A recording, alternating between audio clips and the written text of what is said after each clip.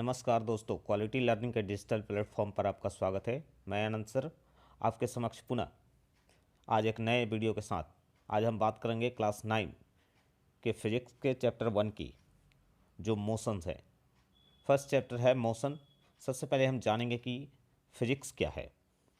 Physics जो होता है ना, it is a branch of science which study of nature और नेचुरल फिनोमिना। इसका मतलब क्या है कि ये साइंस की एक ब्रांच है। फिजिक्स क्या है? एक साइंस की ब्रांच है जिसमें हम नेचर यानी प्रकृति और प्राकृतिक घटनाओं का अध्ययन करते हैं, यानी नेचर और नेचुरल फिनोमेना का हम स्टडी करते हैं, तो वो कहलाता है फिजिक्स। फिजिक्स क्या है? It is a branch of science in which study of nature and natural phenomena. मतलब फिजिक्स जो है साइंस की एक ऐसी ब्रांच है जिसमें हम प्रकृति और प्राकृतिक घटनाओं का अध्ययन करते हैं, उसको बोलते हैं हम फिजिक्स। नेक्स्ट बात कर लेते हैं हम। अब फिजिक्स के बाद जो है, अब आपको पढ़ना है मैकेनिक्स। क्या पढ़ना है? मैकेनिक्स। मैकेनिक्स का मतलब क्या होता है आप समझ लीजिए इसको। तो it is a branch of physics. ये फिजिक्स की ब्रांच है। फिजिक्स क्या है? वो साइंस की ब्रांच है, जबकि जो है ये आपका मैकेनिक्स जो है ना, वो आपकी फिजिक्स की ब्रांच है। तो ये क्या है? It is a branch of science. क्या है? ये ब्रांच ऑफ फिजिक्स है विच deals with the theory of motion of material object. यानी ये फिजिक्स की ऐसी ब्रांच है जिसमें हम किसी ऑब्जेक्ट, कोई भी ऑब्जेक्ट जो कि मोशन में हो, उसका हम अध्ययन करते हैं। कोई भी ऑब्जेक्ट जो मोशन में हो, विच deals with the theory of motion of material object, यानी कोई भी ऑब्जेक्ट जो मोशन में रहती है उसका हम अध्ययन करते हैं मैकेनिक्स के अंतर्गत। नेक्स्ट हम बात कर लेते हैं। देखिए, मैकेनिक्स को क्लासिफाई किया गया है 3 में। 3 तरह के मैकेनिक्स को, जो मैकेनिक्स है फिजिक्स का जो पार्ट है मैकेनिक्स, उसको 3 तरह से क्लासिफाई किया गया है। फर्स्ट है आपका स्टैटिक्स। फर्स्ट क्या है? आपका स्टैटिक्स है। दूसरा देखिए, फर्स्ट आपका स्टैटिक्स है। दूसरा देखिए काइनेमेटिक्स है। क्या है? काइनेमेटिक्स है। और थर्ड जो है वो डायनामिक्स है। तो आपको जो है 9th क्लास में आपको स्टैटिक्स और काइनेमेटिक्स पढ़ने हैं, तो इस बात को आप ध्यान रखेंगे। तो सबसे पहले हम देखते हैं कि हमारा स्टैटिक्स क्या है। तो देखिए, स्टैटिक्स क्या है? It is a branch of mechanics. ये क्या है? एक मैकेनिक का ब्रांच है। क्या है? It is a branch of mechanics. तो ये मैकेनिक्स का ब्रांच होता है in which deals with the study of the object at rest. इसमें कोई फिजिक्स में 2 तरह की ऑब्जेक्ट होती है, एक या तो वो रेस्ट में होती है या फिर होती है मोशन में। फिजिक्स जो है 2 ही ऑब्जेक्ट को कहता है कि एक या तो ऑब्जेक्ट रेस्ट में होती है और या फिर होती है मोशन में। तो स्टैटिक्स में क्या करते हैं हम? स्टैटिक्स में रेस्ट में जो ऑब्जेक्ट होती है उसका अध्ययन करते हैं। स्टैटिक्स में क्या करते हैं? जो ऑब्जेक्ट रेस्ट में होती है ना, उसका हम अध्ययन करते हैं स्टैटिक्स में। और काइनेमेटिक्स में क्या करते हैं? जो ऑब्जेक्ट जो है वो मोशन में होती है उसका हम अध्ययन करेंगे। तो आप इस बात को देखिए, मैकेनिक्स को 3 पार्ट में डिवाइड किया गया है, स्टैटिक्स, काइनेमेटिक्स और डायनेमिक्स। तो फर्स्ट फेस्ट आपको 9th क्लास में स्टैटिक्स और सिर्फ काइनेमेटिक्स पढ़ने हैं, डायनेमिक्स नहीं पढ़ने हैं। ये सीनियर क्लास के लिए है, तो सीनियर क्लास वाले देखेंगे तो उनके लिए वो ठीक रहेगा, इसलिए इस बात को ध्यान रखेंगे। नेक्स्ट हमको देखते हैं कि हमें क्या पढ़ना है। काइनेमेटिक्स देखिए, मैंने बताया it is a branch of mechanics. It is a branch of mechanics with the study of motion of object. यानी हम क्या है, ये मैकेनिक्स का वो ब्रांच है जिसमें हम कोई ऑब्जेक्ट जो मोशन में है उसका अध्ययन करते हैं। तो सिंपल आप समझ लीजिए, फिजिक्स क्या है? फिजिक्स क्या है? फिजिक्स जो है जिसमें हम नेचर और नेचर से जुड़ी घटनाओं का अध्ययन करते हैं उसको फिजिक्स बोलते हैं। और फिर अब मैकेनिक्स क्या है? तो वो फिजिक्स का एक पार्ट है जिसमें हम जो है वो मोशन से जुड़ी ऑब्जेक्ट का हम अध्ययन करते हैं। फिर उसके बाद जो है हमारा अब आता है हमारा मैकेनिक्स को 3 पार्ट में डिवाइड किया गया है, स्टैटिक्स, काइनेमेटिक्स और डायनेमिक्स। तो आपको 9th क्लास में स्टैटिक और काइनेमेटिक्स पढ़ने हैं। तो स्टैटिक्स क्या है? स्टैटिक्स में हम वैसे ऑब्जेक्ट का अध्ययन करते हैं जो रेस्ट में होती है, और जो काइनेमेटिक्स में हम वैसे ऑब्जेक्ट का अध्ययन करते हैं जो मोशन में होती है। तो इस बात का आप ध्यान रखेंगे। नेक्स्ट हम देखते हैं मोशन को। देखिए, सिंपल लैंग्वेज में अगर आप कहें तो the movement of a body क्या होती है? The movement of a body is called motion. आप सिंपल लैंग्वेज में कहते हैं कि अगर कोई ऑब्जेक्ट जो होती है अगर मूव कर रही है तो हम उसको कहते हैं कि मोशन में है। If the movement of a body यानी कोई भी ऑब्जेक्ट अगर मूव कर रही है, if a body moves then we consider that the object is in motion. If the body is not moved, then we consider that the object is not in motion. So आप इस बात का ध्यान रखेंगे कि अगर कोई बॉडी मूव कर रही है तब वो मोशन में कही जाती है, अगर कोई बॉडी जो है वो मूव नहीं करती है तो हम उसको रेस्ट में कहते हैं. लेकिन एक्चुअल डिफिनीसन क्या है वो आपको मैं आगे दिखाता हूँ कि एक्चुअल डिफिनीसन क्या हमारे पास होता है. उस चीज़ को आप ध्यान से देखिए.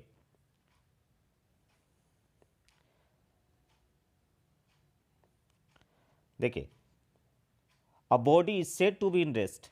देखिए, a body is said to be in motion if their position change with time. अगर किसी बॉडी का पोजीशन जो होता है ना समय के अनुसार क्या होगा, टाइम के अनुसार अगर किसी ऑब्जेक्ट का पोजीशन चेंज होता है तो उस बॉडी को हम मोशन में कहते हैं. और किसी ऑब्जेक्ट का पोजीशन टाइम के अनुसार नहीं चेंज होता है तो उसको हम रेस्ट में कहते हैं. क्या बोलते हैं, तो रेस्ट में बोलते हैं. अगर किसी ऑब्जेक्ट का पोजीशन जो है वो चेंज होता है टाइम के साथ with respect to surrounding, then it is said to be the object in rest.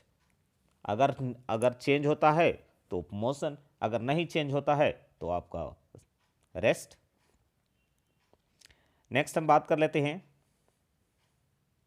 देखिए, when a body does not change their position with respect to time, यानी जब किसी बॉडी का पोजीशन जो है टाइम के अनुसार नहीं चेंज होता है, then it said to be in rest. ठीक है, तब बॉडी को क्या कहा जाता है, रेस्ट में कहा जाता है. फिजिक्स में हमने फिर दोबारा मैं रिपीट कर रहा हूँ कि फिजिक्स क्या है. फिजिक्स में जिसमें हम नेचर और नेचर से जुड़ी घटनाओं का अध्ययन करते हैं. मैकेनिक्स क्या है, मैकेनिक्स जो होती है ना वो फिजिक्स का एक पार्ट है जिसमें हम मोशन से जुड़ी ऑब्जेक्ट का हम अध्ययन करते हैं. अब मैकेनिक्स को तीन तरह में डिवाइड किया गया है. एक आपका है स्टैटिक्स, एक दूसरा काइनेमेटिक्स और तीसरा डायनेमिक्स. तो 9th में हमें जो है स्टैटिक्स और काइनेमेटिक्स पढ़ना है, तो इस बात को ध्यान रखेंगे. अब हमारे पास एक्चुअली काइनेमेटिक्स में हमें क्या पढ़ने हैं, तो काइनेमेटिक्स के अंतर्गत जो है ना वो दो तरह के पढ़ने हैं.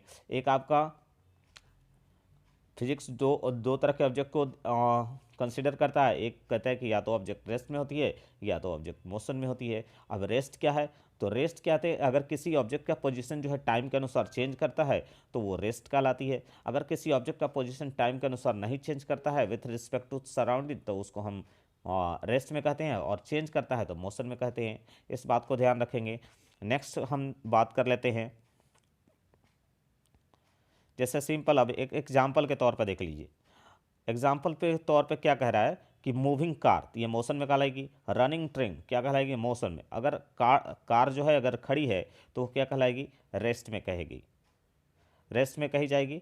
नेक्स्ट आप बात कर लीजिए. देखिए, जैसे हम एक एग्जाम्पल में देखते हैं क्या बोल रहा है. Suppose a car it was initially at point A. मान लीजिए कोई कार जो है वो ए पॉइंट पर थी. सपोज डेट मान लीजिए कि कार यहाँ थी, ए पॉइंट हमारा यहाँ. अब कहते हैं आफ्टर फ्यू मिनट मतलब कुछ मिनटों के बाद it reach the point B. अब मान लीजिए पॉइंट हमारा ये बी है. अब कार जो है यहाँ से चली और यहाँ हमारा आ गई. समझ में आ. अब इसके बाद then car is said to be in motion. तो कार को हम किस में कहेंगे कि कार जो है हमारा वो मोशन में है. क्या है, वो मोशन में होगी कार. इस बात को ध्यान देंगे. ठीक है, कार जो होगी वो क्या होगी, वो हमारा मोशन में होगी. इस बात को ध्यान रखेंगे कि कार हमारा जो होगी वो क्या होगी, मोशन में होगी. अब इसके बाद देखिए, अगर इसी ऑब्जेक्ट की पोजीशन जो होती है वो नहीं चेंज होती. सपोज दैट मान लीजिए कि कार का पोजीशन जो है वो इनिशियली यहाँ थी. मान लीजिए कार ए था और बी यहाँ है. अब कहते हैं कि कार की जो पोजीशन जो है ना वो कुछ समय मिनट बाद जो है वो यहीं पे रह जाती है. तो उसको स्थिति में हम उसको क्या कहेंगे, वो कहलाएगी ऑब्जेक्ट रेस्ट में. इस बात को आप ध्यान रखेंगे कि ऑब्जेक्ट जो होती है, ऑब्जेक्ट का पोजीशन टाइम के अनुसार चेंज करती है तो क्या होगा, वो मोशन में. ऑब्जेक्ट का पोजीशन टाइम के अनुसार नहीं चेंज करता है तो वो कहलाता है रेस्ट में. नेक्स्ट हम बात कर लेते हैं. देखिए, अब इससे कुछ मोशन से रिलेटेड फैक्ट है. फैक्ट क्या कहता है उस बात को देखिए. If a body moves fairly fast then its movement can be observe easily. अगर किसी ऑब्जेक्ट की पोजीशन को, यानी किसी ऑब्जेक्ट, कोई ऑब्जेक्ट जो होता है अगर तेज़ गति से मूव करता है तो उसकी मूवमेंट को आसानी से ऑब्जर्व किया जा सकता है। क्या किया जा सकता है? ऑब्जर्व किया जा सकता है आसानी से। लेकिन अगर कोई ऑब्जेक्ट जो होता है ना, वो अगर मूव नहीं करता है, अगर बहुत धीमी गति से मूव कर रहा है, अगर कोई ऑब्जेक्ट जो है वो बहुत धीमी गति से क्या कर रहा है, मूव कर रहा है, देखिए, but if the body moves very slowly then it becomes difficult to observe moment immediately. अगर कोई ऑब्जेक्ट जो है धीरे गति से मूव कर रहा है तो उसको ऑब्जर्व करना, उसके मूवमेंट को ऑब्जर्व करना जो होता है काफ़ी दिक्कत होती है। लेकिन अगर कोई बॉडी जो है तेज़ी से मूव कर रहा है तो उसके मूवमेंट को ऑब्जर्व करना आसान होता है। जैसे एग्जाम्पल के तौर पे देख लीजिए, एग्जाम्पल पर हमारे पास देखिए एक वॉच होती है, उसमें 3 हैंड होते हैं। एक होता है मिनट हैंड, एक होता है आवर हैंड, और एक होता है हमारा सेकंड हैंड। तो जो सेकंड वाली जो हैंड होती है ना, इसकी मूवमेंट जो होती है काफ़ी फास्ट होती है। सेकंड वाली हैंड की जो मूवमेंट होती है ना वो काफ़ी फास्ट होती है। तो इसको जो है आसानी से आप ऑब्जर्व कर सकते हैं। अपनी घड़ी में आप देख सकते हैं सेकंड हैंड जो है वो आसानी से मूवमेंट करते हुए चलती है। और लेकिन जो आवर हैंड होती है ना, आवर हैंड क्या है, आवर हैंड जो है तो उसकी स्पीड काफ़ी स्लो होती है। उसके लिए आपको 1 घंटा तक उसको रेगुलरली देखना पड़ेगा, तब जाके आपको कुछ उसमें मूवमेंट दिखाई देगी। तो इस वजह से आप, क्योंकि वो 1 घंटे पर मूवमेंट करती है और ये सेकंड हैंड जो है वो हर सेकंड मूवमेंट करती है, तो इसके सेकंड हैंड को आपको जो है ऑब्ज़र्व करना आसान हो जाता है, जबकि आवर हैंड को ऑब्ज़र्व करना मुश्किल है, थोड़ा सा मुश्किल है। इसलिए हम उसको इमीडिएट मतलब उसके मूवमेंट को हम नहीं देख पाएंगे, जबकि सेकंड के मूवमेंट को हम तुरंत देख पाते हैं। इस बात को भी आप ध्यान रखेंगे। नेक्स्ट हम देखते हैं,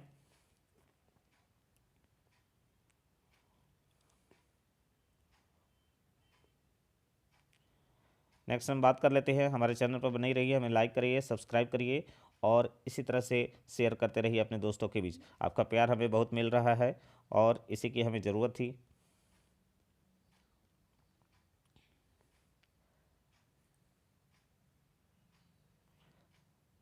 उसी चीज़ को देखिए, यहाँ बताया गया है कि जैसे एक घड़ी में 3 सुइयाँ होती हैं। क्या होती हैं? एक घड़ी में 3 सुइयाँ होती हैं, लेकिन जो सेकंड वाली सुई की मूवमेंट को देखना जो है काफ़ी आसान है, क्योंकि वो तेज़ी से मूव करती है।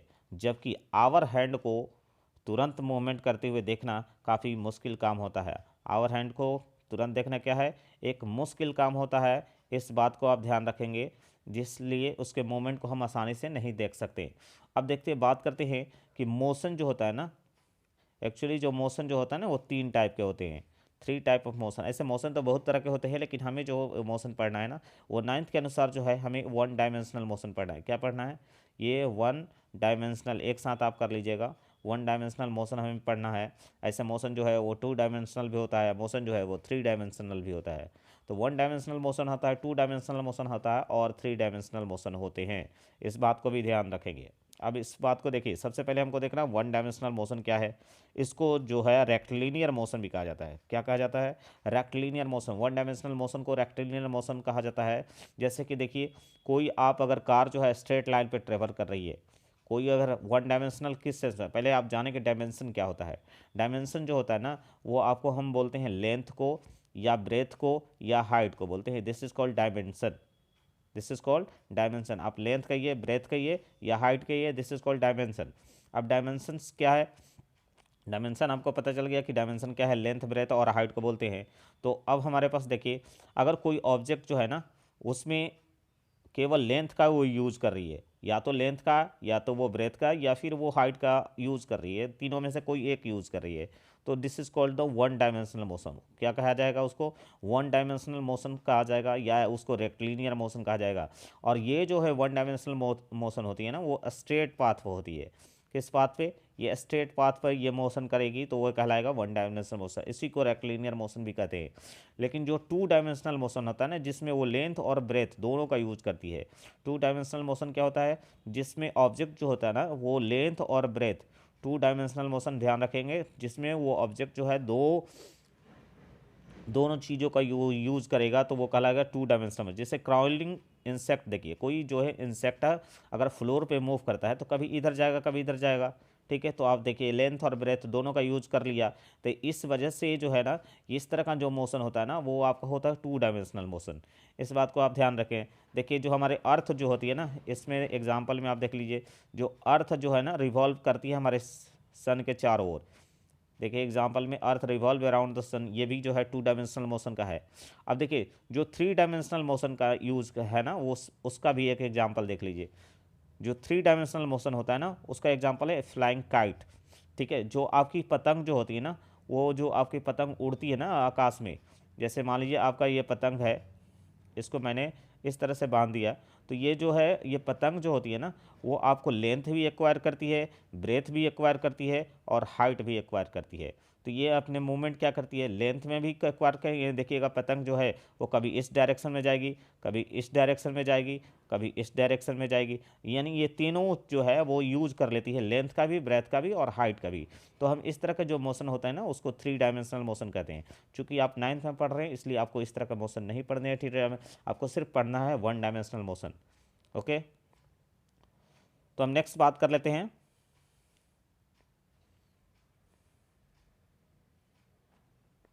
देखिए अब इसका 3 डायमेंशनल मोशन का और भी एग्जाम, जैसे आप फ्लाई काइट देखें, और भी आप देखिए motion of gas molecule, gas का मॉलिक्यूल का जो होता है ना वो रैंडमली मोशन करते हैं, ऐसे ऐसे ऐसे ऐसे, कभी यहाँ कभी यहाँ कभी यहाँ। तो इस तरह का जो मोशन होगा ना, और जो रैंडमली मूव करते रहते हैं, ये गैस के मॉलिक्यूल होते हैं, तो ये 3 डायमेंशनल मोशन का करते हैं। जैसे एक बर्ड का देखिए मोशन ऑफ बर्ड, जो बर्ड का जो मोशन है ना वो भी जो है हमारा 3 डायमेंशन है। क्यों? क्योंकि ये पतंग की भांति काम करेगी, बर्ड कभी इधर उड़ती है कभी उधर उड़ती है। तो इस बात को भी ध्यान रखेंगे कि ये 3 डायमेंशनल मोशन का है। देखिए मोशन ऑफ एरोप्लेन, जो एरोप्लेन होगा ना वो भी क्या करता है, वो लेंथ ब्रेथ और हाइट को अचीव करता है, लेंथ ब्रेथ और हाइट को अचीव करता है। इस वजह से इसको जो होता है वो 3 डायमेंशनल मोशन के अंतर्गत रखा जाता है। तो हम नेक्स्ट बात कर लेते हैं। हमारा अब जो पढ़ना है ना 9th में, वो हमको पढ़ना है डिस्टेंस। क्या पढ़ना है? डिस्टेंस क्या होती है। तो डिस्टेंस देखिए सिंपल वे में, डिस्टेंस और डिस्प्लेसमेंट ये दो चीज़ हमें पढ़ना है, और दोनों को ध्यान से देखिए। Longest path cover by the body in any direction is known as distance. यानी किसी वस्तु द्वारा तय की गई, किसी वस्तु द्वारा तय की गई, यहाँ ध्यान से देखिए, किसी वस्तु द्वारा तय की गई लंबी दूरी को हम डिस्टेंस कहा जाता है। किसी वस्तु द्वारा नहीं, किसी ऑब्जेक्ट द्वारा जो लॉन्ग रेंज डिस्टेंस कवर किया जाता है ना उसी को डिस्टेंस कहा जाता है। लंबी दूरी को डिस्टेंस कहा जाता है। जबकि यहाँ अगर शॉर्टेस्ट हो जाता ना, तो shortest path cover by the body in any particular direction, any particular direction, any direction नहीं, एनी पार्टिकुलर डायरेक्शन, यानी जब डायरेक्शन फिक्स हो जाएगा ना तो वो डिस्प्लेसमेंट बन जाता है, लेकिन जब डायरेक्शन फिक्स नहीं हो तो वो डिस्टेंस ही रहता है। नेक्स्ट हम बात कर लेते हैं डिस्प्लेसमेंट की। देखिए जो डिस्प्लेसमेंट है ना, मैंने अभी बताया कि द शॉर्टेस्ट पाथ वो क्या था, longest path cover by the body, और ये shortest path cover by the body is in a particular direction. वो एनी डायरेक्शन था, ये किसी पार्टिकुलर डायरेक्शन में, इसमें डायरेक्शन फिक्स रहेगा। पार्टिकुलर मतलब किसी खास डायरेक्शन में, इज नोन एज डिस्प्लेसमेंट। उसको क्या कहा जाता है? डिस्प्लेसमेंट कहा है। यानी किसी वस्तु द्वारा तय की गई सबसे जो छोटी दूरी को जो होगा ना उसको विस्थापन बोलते हैं। डिस्प्लेसमेंट को हिंदी में हम विस्थापन बोलते हैं। इस बात को भी आप ध्यान रखेंगे। इंग्लिश और हिंदी कोई मायने नहीं रखना, हमारे चैनल पर बने रहिए, हमें लाइक करते रहिए, हमें सब्सक्राइब करते रहिए और शेयर करते रहिए अपने दोस्तों के बीच। और फ्री टीचिंग का मजा लेते हुए अनंत सर के साथ आपके समक्ष यूट्यूब पर सीबीएसई और हिंदी मीडियम दोनों स्टूडेंट के लिए मार्क्स करके मैंने ये वीडियो तैयार किया है, ताकि हिंदी के साथ साथ इंग्लिश वाले को भी बेहतर समझ में आ सके। नेक्स्ट हम देख लीजिए, बात कर लें डिस्टेंस जो होती है ना वो एक स्केलर क्वांटिटी होती है। मैं आपको बताऊंगा स्केलर क्वांटिटी क्या होती है, आप बिल्कुल फिक्र नहीं करें, मैं हर चीज़ को एक एक चीज़ को एक्सप्लेन कर रहा हूँ। Distance is a scalar quantity whereas displacement is a vector quantity. अब देखिए डिस्टेंस जो होती है ना स्केलर क्वांटिटी मतलब होता है सदिश राशि। क्या होता है? सदिश। स्केलर मतलब होता है अदिश राशि, सॉरी ये होता है अदिश राशि, इस बात को ध्यान रखेंगे। और वेक्टर का मतलब होता है सदिश राशि, इस बात को ध्यान रखेंगे। तो दो तरह की राशियाँ होती हैं, एक स्केलर राशि और एक होता है वेक्टर स्केलर क्वांटिटी, और एक होता है वेक्टर क्वांटिटी। तो स्केलर क्वांटिटी किसको कहेंगे? स्केलर क्वांटिटी को बोलते हैं हम अदिश राशि और वेक्टर क्वांटिटी को बोलते हैं सदिश राशि। तो जो डिस्टेंस होती है ना वो स्केलर क्वांटिटी होती है। डिस्टेंस क्या होती है? स्केलर क्वांटिटी है, जबकि डिस्प्लेसमेंट क्या है? एक वेक्टर क्वांटिटी होती है। इस पॉइंट को नोट कर लेंगे। नेक्स्ट क्वेश्चन हमारा देखिए, नेक्स्ट देखिए क्या है, और भी डिफरेंसेस देखिए हमारा डिस्टेंस और डिस्प्लेसमेंट में और भी क्या क्या डिफरेंसेस हैं वो देखिए। डिस्प्लेसमेंट जो होते हैं ना, में either positive, negative, zero, but distance never भी जीरो, ठीक है, और निगेटिव। देखिए डिस्टेंस क्या होती है ना, वो आपको कभी भी जीरो नहीं होगी, कभी भी क्या होगा, वो जीरो नहीं होगी, ना ही वो निगेटिव होगी। अगर बॉडी ने मूवमेंट किया है तो उसकी कुछ न कुछ जो है वो पॉजिटिव डिस्टेंस ही आएगा। लेकिन डिस्प्लेसमेंट जो होता है ना, वो आपका पॉजिटिव भी हो सकता है, निगेटिव भी हो सकता है और जीरो भी हो सकता है। अब देखिए कैसे निगेटिव होगा, कैसे पॉजिटिव होगा और कैसे जीरो होगा। तो उस चीज़ को मैं यहाँ एक्सप्लेन कर देता हूँ। मैं यहाँ एक और पेज ऐड कर लेता हूँ। आप इस चीज़ को आप यहाँ देखिए,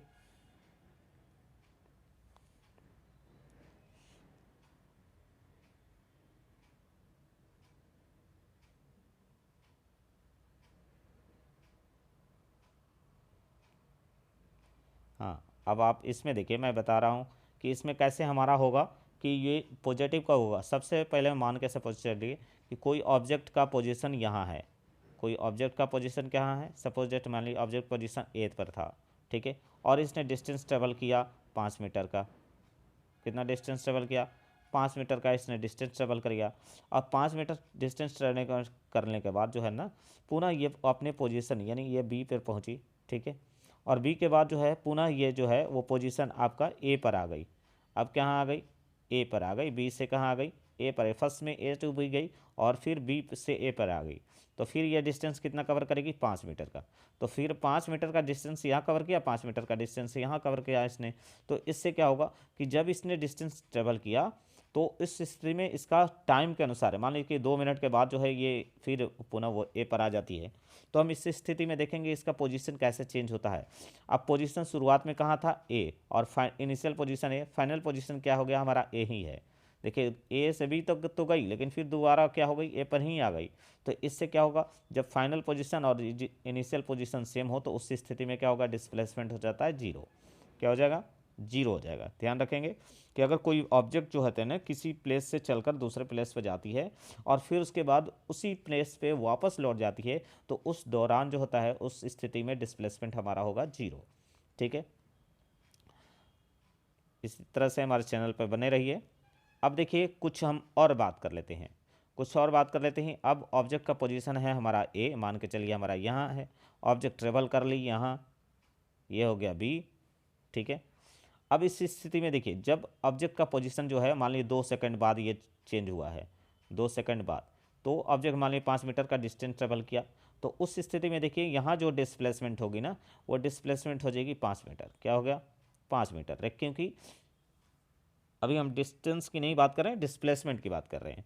तो इसलिए हम ए से अगर कोई बी तक वो जो जितना भी डिस्टेंस कवर करेगी वो कहलाएगा। अब इसमें कोई शॉर्टेस्ट पाथ तो हो नहीं सकता, आपको यहाँ जाना है तो आपको यही रेक्लिनियर पाथ में ही जाना होगा, दूसरा और कोई ऑप्शन नहीं। लेकिन कुछ और भी डिस्टेंस देखिए जिसमें हम देख सकते हैं कि कैसे होगा। उसको देखने के लिए हमारे पास देखिए, सपोज डेट मान लीजिए इस स्थिति में डिस्प्लेसमेंट 5 मीटर हो गया था। अब सपोज मान के चलिए कि कोई वस्तु ऑब्जेक्ट जो है ए है पर है, और जो है ये जो है वो 3 मीटर का डिस्टेंस ट्रेवल की, यहाँ आ गई, और फिर इसने 4 मीटर का डिस्टेंस ट्रेवल किया और बी पे आ गई। तो अब हमारा स्थिति में देखिए, इस स्थिति में देखिए मान लीजिए ये बी पोजीशन था और ये सी पोजीशन मान के चल लीजिए। तो ए से बी गई, बी से सी गई। तो इस स्थिति में हमारा डिस्टेंस कितना कवर किया? तो 3 + 4 यानी 7 हो जाएगा हमारा डिस्टेंस। और डिस्प्लेसमेंट कितना कवर किया, इस बात को आप ध्यान रखेंगे। तो उसमें देखिए हम यहाँ शॉर्टेस्ट पाथ हो गए, ये हमारा लॉन्गेस्ट पाथ हो गया, इधर से इधर की ओर हमारा क्या हो गया, ये this is called longest path. और लेकिन जो शॉर्टेस्ट पाथ होगा वो this is called the shortest path, ये हमारा क्या होगा? शॉर्टेस्ट पाथ हो गया, ठीक है। अब ये शॉर्टेस्ट पाथ कहलाया ना, तो शॉर्टेस्ट पाथ हमारा क्या हो जाएगा? वो आपका हो जाएगा 5। क्या हो जाएगा? 5। अब ये 5 कैसे आएगा उस चीज़ को आप ध्यान से देखेंगे कि हमारा ये 5 कैसे आएगा। एक्चुअली जो 5 आता है ना, वो आप पढ़े होंगे P square plus B square. P square plus B square equal to होता है एच स्क्वायर एच। अब हमारे पास देखिए पी का वैल्यू यहाँ 3 दिया हुआ था, 3 का स्क्वायर ये है, बी हो गया 4 का स्क्वायर। तो आप इसको जब हम करेंगे, ठीक है ना, तो हो जाएगा हमारा कितना, इक्वल टू हो जाएगा हमारा ये 9 और ये हो जाएगा हमारा 16। तो ये हो जाएगा √25 और इसका वैल्यू हो जाएगा 5। क्या हो जाएगा, 5 हो जाएगा। तो इस बात को भी ध्यान रखेंगे कि हमारा जो डिस्प्लेसमेंट जो होगा वो 5 हो जाएगा, जबकि डिस्टेंस जो होगा वो हमारा 7 होगा। नेक्स्ट हम बात कर लेते हैं, नेक्स्ट पेज की हम बात करते हैं। हाँ, इस पेज में हम थे, तो इसमें हम देखते हैं क्या क्या और होता है। तो आपने देखा कि क्या, कि जो डिस्प्लेसमेंट होती है ना वो पॉजिटिव निगेटिव हो सकती है। क्या हो सकती है, डिस्प्लेसमेंट जो होगी ना वो आपको निगेटिव होगी, पॉजिटिव होगी और ज़ीरो भी हो सकती है। लेकिन जो डिस्टेंस होगी ना वो कभी भी निगेटिव नहीं होगी और ना ही जो है वो ज़ीरो होगी। क्यों, क्योंकि अगर मूवमेंट किया है तो उसमें डेफिनेटली पॉजिटिव डिस्टेंस ही आएगा।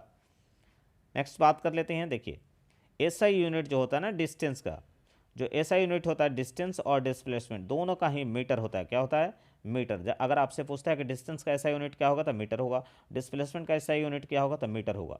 तो मैं फिर से एक बार रिपीट कर देता हूँ कि जो डिस्टेंस जो है ना, डिस्टेंस जो है एक स्केलर क्वांटिटी हो जाती है, जबकि डिस्प्लेसमेंट हमारा वेक्टर क्वांटिटी है। अब डिस्टेंस जो होती है ना वो आपको longest path cover by the body होती है, जबकि डिस्प्लेसमेंट जो होती है ना shortest path cover by the body होती है। डिस्टेंस जो है वो एक स्केलर क्वांटिटी है, जबकि डिस्प्लेसमेंट एक वेक्टर क्वांटिटी है। अब इस बात को भी आप ध्यान रखेंगे, ऐसा यूनिट जो डिस्टेंस का मीटर होता है, जबकि डिस्प्लेसमेंट का भी मीटर ही होता है। डिस्टेंस जो होती है किसी पार्टिकुलर डायरेक्शन में ना चल करके किसी भी डायरेक्शंस में कवर बाय द बॉडी होती है, और जबकि डिस्प्लेसमेंट जो होते हैं any particular directions cover by the body होती है। इस बात को भी आप ध्यान रखेंगे। नेक्स्ट हम बात कर लेते हैं। हाँ, अब देखिए हम बात करते हैं स्केलर क्वांटिटी क्या होती है। क्या होती है स्केलर क्वांटिटी, अब इसी बात को हमको डिफाइन करना है कि हमारा स्केलर क्वांटिटी क्या होती है। तो जनरली जो स्केलर क्वांटिटी होती है ना उसको कंसीडर किया जाता है as a scalar if the magnitude only और इट हैज़ डायरेक्शन ओनली। यानी किसी ऑब्जेक्ट में या तो वो मैग्नीट्यूड दिया हो या फिर डायरेक्शन दिया हो तो उसको बोलते हैं स्केलर क्वांटिटी। अब सवाल उठता है कि हमारा मैग्नीट्यूड क्या है, ठीक है। अब डायरेक्शन तो समझ में आता है, डायरेक्शन को बोलते हैं हमारा नॉर्थ है, साउथ है, नॉर्थ साउथ ईस्ट वेस्ट, ये सब जो कहलाता है हमारा डायरेक्शन कहलाता है। अब मैग्नीट्यूड क्या है, तो मैग्नीट्यूड जो होती है ना वो एक क्वांटिटी होती है। मैग्नीट्यूड क्या होती है, एक तरह की क्वांटिटी होती है। जैसे कि सपोज डेट मान लीजिए आप 5 मीटर लिखते हैं, ठीक है। तो 5 मीटर जो 5 जो है ना ये कहलाएगा मैग्नीट्यूड। क्या कहलाएगा, मैग्नीट्यूड। मैग्नीट्यूड कहलाता है 5 मीटर। अब ये इसी चीज़ को अगर हम लिख देते कि 5 मीटर नॉर्थ, क्या लिख देते, 5 मीटर नॉर्थ लिख देते, तो ये कहलाता है मैग्नीट्यूड और ये कहलाएगा डायरेक्शन। इस बात को भी आप ध्यान रखेंगे। तो मेरे ख्याल से आपको समझ में आएगा। इसी तरह से हमारे वीडियो पर लाइक करते रहिए, सब्सक्राइब करते रहिए और हमारे चैनल पर बने रहिए। नेक्स्ट हम बात कर लेते हैं। देखिए अब हमारे पास है कि जो डिस्टेंस होती है ना वो स्केलर क्वांटिटी होती है, जबकि हमारा डिस्प्लेसमेंट जो है ना वो एक वेक्टर क्वांटिटी है। तो वेक्टर क्वांटिटी किसको कहते हैं, the vector quantity those quantity होती है which has magnitude as well as direction. यानी जिस क्वांटिटी में हमारा मैग्नीट्यूड के साथ साथ क्या हो, डायरेक्शन हो, तो वो कहलाती है वेक्टर क्वांटिटी। जैसे अभी मैंने बताया कि जो 5 मीटर जो है आप नॉर्थ लेंगे, ठीक है, 5 मीटर जो नॉर्थ ले रहे हैं तो 5 मीटर हमारा मैग्नीट्यूड हो गया और नॉर्थ हमारा डायरेक्शन हो गया। तो ये एक साथ दोनों यूज किया गया है, ये मैग्नीट्यूड और साथ साथ डायरेक्शन। तो मैग्नीट्यूड और डायरेक्शन जो जिस जिस क्वांटिटी ने भी यूज किया है वो वेक्टर क्वांटिटी कहलाएगी। अब उसी को देखिए हमारे एग्जाम्पल के तौर पे हमने लिया है कि 5 मीटर जो है ना वो 5 मीटर क्या है, एक स्केलर क्वांटिटी है, जबकि जबकि 5 मीटर जो नॉर्थ होगा जो ना वो आपका वेक्टर क्वांटिटी है। देखिए जो 5 मीटर यहाँ हमने नॉर्थ लिया है इज़ अ वेक्टर क्वांटिटी। क्यों, क्योंकि यहाँ जो 5 मीटर जो है ना वो आपको मैग्नीट्यूड को शो करता है। देखिए 5 मीटर जो है वो मैग्नीट्यूड शो कर रहा है, जबकि जो नॉर्थ जो है ना वो डायरेक्शन को शो कर रहा है। तो इस बात को ध्यान रखें, इसलिए ये वेक्टर क्वांटिटी हो गया। अगर 5 मीटर दिया रहता तो वही एक स्केलर क्वांटिटी होता। नेक्स्ट बात कर लेते हैं हम।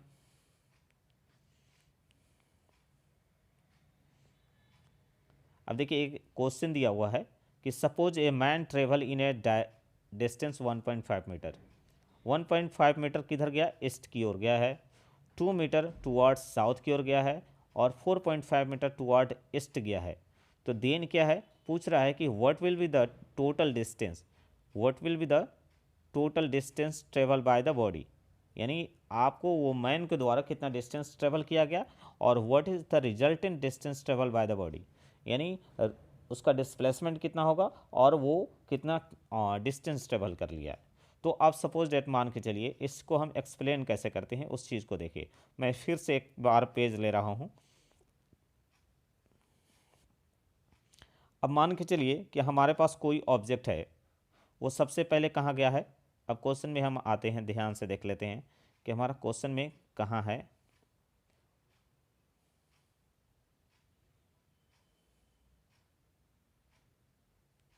हमारे चैनल पे बने रहिए, हमें लाइक करते रहिए, सब्सक्राइब करते रहिए। हाँ, अब देखिए सबसे पहले एक आदमी जो है 1.5 मीटर ईस्ट जाता है, फिर उसके बाद 2 मीटर साउथ जाता है। पहले ईस्ट जाता है, तब साउथ जाता है और तब जो है वो ईस्ट जाता है फिर से। तो आप इस बात को ध्यान रखेंगे, पहले कहाँ जाता है, ईस्ट की ओर जाता है। तो हम ये इस पेज पर देखिए, हम सबसे पहले डायरेक्शन जानेंगे कि हमारा डायरेक्शंस में ईस्ट वेस्ट नॉर्थ साउथ क्या होता है। तो ये हमारा कहलाता है ईस्ट, ये कहलाता है वेस्ट, ये हमारा नॉर्थ और ये हमारा होता है साउथ। अगर ये डायरेक्शन पूछता है तो ये हो जाएगा नॉर्थ ईस्ट, अगर ये पूछता है तो ये साउथ ईस्ट हो जाता है, अगर ये पूछता है तो वेस्ट साउथ हो जाता है, और ये हमारा पूछता है तो वेस्ट नॉर्थ हो जाता है। ठीक है, इस बात को ध्यान रखेंगे। तो ये हमारा डायरेक्शन था। अब हम इस डायरेक्शन को ना देखते हुए अब हम सिंपल देखते हैं कि हमारा क्वेश्चन क्या कर रहा है। क्वेश्चन हमारा कह रहा है कि कोई आदमी जो है वो सबसे पहले ईस्ट की ओर जाता है। तो ईस्ट में हमारा देखिए डायरेक्शन हमने बताया था कि डायरेक्शन ईस्ट की जाता है, तो हमने ईस्ट कर दिया। ये जाता है 1.5 मीटर। ठीक है, अब यहाँ से जो है वो 2 मीटर जाता है, कहाँ जाता है, 2 मीटर साउथ की ओर शायद, आई थिंक 2 मीटर कहाँ जाता है, 2 मीटर टुवार्ड साउथ। देखिए साउथ की ओर जाता है, तो हम ये साउथ ले लिए 2 मीटर, साउथ हम ले लिया 2 मीटर का साउथ में। अब हमारे पास जो हो गया 2 मीटर साउथ हो गया, 1.5 मीटर जो है ईस्ट की हो गया, और फिर जो है यहाँ से वो 4.5 ट्रेवल करता है फिर से ईस्ट की ओर। क्या करता है, ईस्ट की ओर वो ट्रेवल करता है। तो पूछ रहा है कि मान लीजिए कि ऑब्जेक्ट अगर ए पे खड़ा है, वो पहले बी पे गया, फिर उसके बाद सी पे गया, अब जो है वो डी पे गया है। क्या है, कहाँ गया है, तो ये फाइनली जो है वो डी पे गया है। तो पूछ रहा है कितना डिस्टेंस ट्रेवल किया। तो डिस्टेंस ट्रेवल कितना किया, तो टोटल जो डिस्टेंस हमारा हो जाएगा ना, देखिए हमारा अगर हम टोटल डिस्टेंस की बात कर लेते हैं तो हम यहाँ टोटल डिस्टेंस लिखेंगे, टोटल डिस्टेंस। ठीक है, टोटल डिस्टेंस हमारा कितना होगा, 1.5 मीटर प्लस 2 मीटर और प्लस 4.5 मीटर। ठीक है, तो हमारा कितना आ जाएगा, अगर आप इसको देखेंगे कि हमारा टोटल डिस्टेंस कितना आ जाएगा,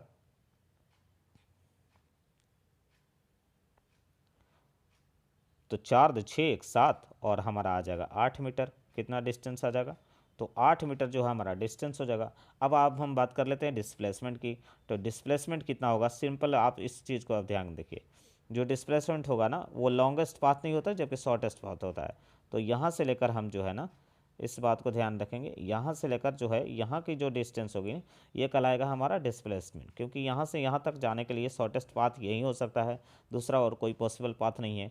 तो यहाँ से लेकर आप यहाँ तक कैसे डिस्टेंस मेजर करेंगे, तो आप स्केल लेंगे और उसको यहाँ से यहाँ तक आप मेजर कर लेंगे, तो ये हमारा जो है वो आपको डिस्प्लेसमेंट कवर हो जाएगा, जो कि समथिंग वो 6.3 आता है। ये क्वेश्चन में आपका मेंशन है। नेक्स्ट हम बात कर लेते हैं, नेक्स्ट हम बात करते हैं, देखिए जो आपको जो मोशन पढ़ना है ना वो रेक्टिलिनियर मोशन में जो है ना 2 तरह के मोशन होते हैं। अब एक है आपका इनफॉर्म मोशन और एक होता है नॉन इनफॉर्म मोशन। अब सिंपल बात कर लीजिए, हमको 1 डायमेंशनल मोशन पढ़ना है, 2 डायमेंशनल मोशन नहीं पढ़ना है, तो इसलिए इस बात को ध्यान रखेंगे, वो इनफॉर्म है, वन डायमेंशनल मोशन में हमारा है इनफॉर्म मोशन। इनफॉर्म मोशन क्या होती है? If a body is said to be uniform motion if travel equal distance equal interval of time. अगर कोई ऑब्जेक्ट जो है ना समान समय में अगर समान दूरी तय कर रही है तो वो कहलाता है आपका इनफॉर्म मोशन। उसको हम कहेंगे कि वो जो बॉडी जो है वो इनफॉर्म में चल रही है। जैसे कि आप एग्जाम्पल के तौर पर मैं फिर से एक नया पेज ले रहा हूँ, इस चीज़ को आप ध्यान रखेंगे। जैसे मान के चलिए कि कोई ऑब्जेक्ट जो है ना, कोई ऑब्जेक्ट जो है वो 1 सेकंड में जो है ना वो 5 मीटर जा रही है, ठीक है। दूसरा सेकंड जो है ना वो फिर 5 मीटर जा रही है, फिर तीसरा सेकंड जो है वो फिर 5 मीटर जा रही है, ठीक है। तो आप यहाँ क्या ऑब्जर्व कर रहे हैं कि यहाँ जो है ना हर सेकंड उसकी स्पीड क्या है, वो इक्वल डिस्टेंस ट्रेवल कर रही है। कितना कर रही है? 5 मीटर का। फिर दूसरा सेकंड भी 5 मीटर का, फिर ये तीसरा सेकंड भी 5 मीटर का। तो इस तरह से हम कर सकते हैं कि ऑब्जेक्ट की जो स्पीड जो होगी ना वो क्या कहलाएगी? यूनिफॉर्म कहलाएगी। क्या कहलाएगी? यूनिफॉर्म स्पीड कहलाएगी इसकी, यानी इनफॉर्म मोशन में है वो ऑब्जेक्ट, ठीक है। यानी इनफॉर्म रेट से वो क्या कर रही है? डिस्टेंस ट्रेवल कर रही है। लेकिन सपोज डैट मान लीजिए कि कोई ऑब्जेक्ट जो है ना, इसी चीज़ को हम दूसरे वे में समझिए।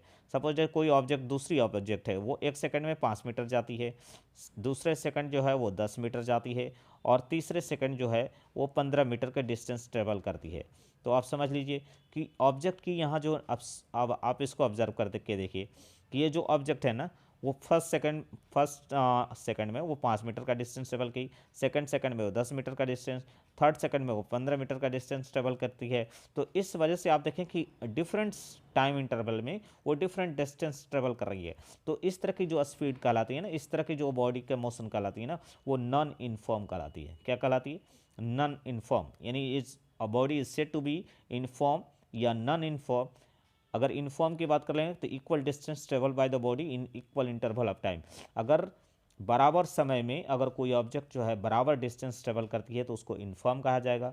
लेकिन अगर कोई ऑब्जेक्ट जो है बराबर समय में यानी इक्वल इंटरवल ऑफ टाइम में अनइक्वल डिस्टेंस ट्रेवल करेगी तो आपको हम नॉन इनफॉर्म कहेंगे। आप देखें कि दोनों में मैंने टाइमिंग सेम ही लिया है, 1 सेकंड फर्स्ट ऑब्जेक्ट के लिए, और देखिए यहाँ 1 सेकंड हमने लिया, यहाँ 2 सेकंड लिया, यहाँ 3 सेकंड लिया। मतलब हर बार जो है मैंने देखा कि क्या है, ऑब्जेक्ट जो है वो सेम डिस्टेंस ट्रेवल कर रही है, ठीक है। फिर मैंने 1 सेकंड दिया, फिर वो 5 मीटर, फिर अगले सेकंड में वो फिर 5 मीटर जाती है, फिर अगले सेकंड में वो फिर 5 मीटर जाती है। तो इस तरह से हमने देखा कि इक्वल टाइम दिया हमने और हर बार वो उसने इक्वल डिस्टेंस ट्रेवल की। इस वजह से इस तरह की बॉडी को हम इनफॉर्म मोशन कहेंगे कि the body is said to be uniform, ठीक है। नेक्स्ट हम देख लीजिए, अगर कहते हैं कि अगर कोई ऑब्जेक्ट है उसको हमने 1 सेकंड का समय दिया और उसने 5 मीटर का डिस्टेंस ट्रेवल कर लिया। अगर हमने दूसरा सेकंड का समय दिया, हम उसने 10 मीटर डिस्टेंस अचीव किया।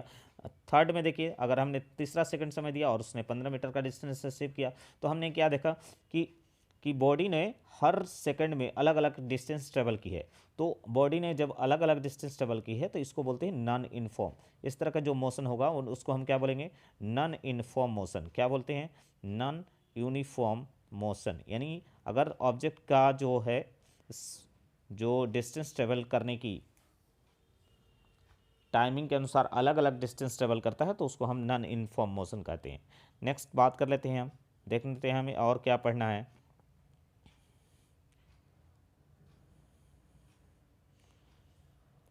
तो देखिए सिंपल वे में आप समझिए, इसको थोड़ा सा आप समझ लीजिए। देखिए बॉडी को तभी इन्फॉर्म कहा जाएगा जब वो इक्वल डिस्टेंस ट्रेवल करेगी इक्वल इंटरवल ऑफ टाइम में।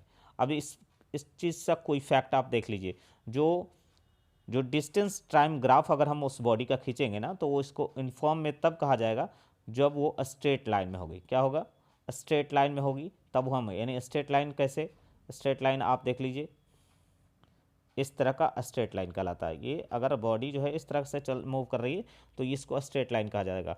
अब नॉन इनफॉर्म क्या होगा? जो नॉन इनफॉर्म की जो फैक्ट देख लीजिए, इसमें जो डिस्टेंस टाइम ग्राफ होगा ना नॉन इनफॉर्म का, तो distance time graph of non inform motion जो है वो कर्व लाइन होगा। कर्व लाइन कैसे होता है? कर्व लाइन जो है आपका इस तरह का हो सकता है, कर्व लाइन आपका इस तरह का हो सकता है, ठीक है। तो इस तरह का आपका जो है अगर वो मोशन करती है, आपका इस तरह का भी हो सकता है, आपका इस तरह से भी हो सकता है, इस तरह से भी हो सकता है, तो this is called curve line. तो ये इस तरह का जो मोशन होगा ना वो आपका non inform non inform motion कहलाता है एक ऑब्जेक्ट का।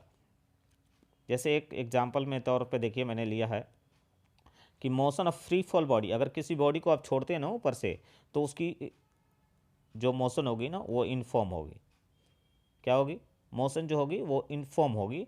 जबकि जो कि नॉन इनफॉर्म मोशन होता है ना, जैसे कार, जैसे मोशन ऑफ कार जो होती है ना वो नॉन इनफॉर्म है। कार को देखिएगा कि कभी वो धीरे चलती है, कभी वो तेज़ चलती है, कभी आप इधर जाएगी, कभी वो उधर जाएगी। तो आप इस तरह से आप ध्यान से देखेंगे तो आप कार की जो मोशन होती है ना वो नॉन इनफॉर्म मानी जाती है। क्या मानी जाती है? Non inform. जबकि अगर किसी ऑब्जेक्ट को जब आप गिराएंगे ना तो वो कहलाता है इनफॉर्म। तो इस तरह से हमारे वीडियो पर लाइक करते रहे, सब्सक्राइब करते रहे और हमारे नेक्स्ट क्लास के लिए हमारे चैनल पर बने रहिए। आपका दिन शुभ हो।